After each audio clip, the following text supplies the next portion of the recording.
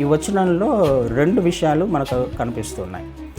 లౌకికాత్మను కాక దేవుని వద్ద నుండి వచ్చిన ఆత్మను. లౌకిక ఆత్మ అనేది ఒకటి ఉంది, దేవుని నుండి వచ్చిన ఆత్మ అనేది ఒకటి ఉంది. దేవుని సంగతులను ఎవరు గ్రహిస్తారు? పైవచనాల నుంచి మీరు చదివితే మనకు అర్థమవుతుంది. దేవుని సంగతులు, ఆత్మ సంబంధమైన సంగతులను ఎవరు గ్రహిస్తారు? లౌకికాత్మ గ్రహించలేదు. లోకానుసారమైన ఆత్మ ఉన్నవారు గ్రహించలేరు. ఎవరిలో దేవుని వద్ద నుండి వచ్చిన ఆత్మ ఉంటుందో, దేవుని ఆత్మ ఉంటుందో వాళ్ళు మాత్రమే వినగలరు, వారు మాత్రమే గ్రహించగలరు కదండి. ఆలోచన చేయడానికి ప్రయత్నం చేద్దాం.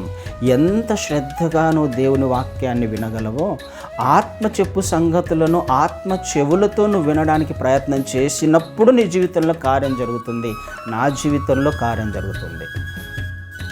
మారాలి మన పరిస్థితులు అని అంటే ఊరికేనే మారవు కదండి. సంఘంలో నువ్వు నేను ఉన్నాము అని అంటే అది ఆత్మ సంబంధమైన సంఘము అనే విషయం అర్థం చేసుకోవాలి.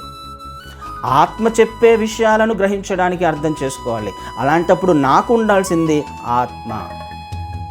ఆత్మ చెప్పు సంగతులను దేవుని నుండి వచ్చిన ఆత్మ మాత్రమే గ్రహించగలదు,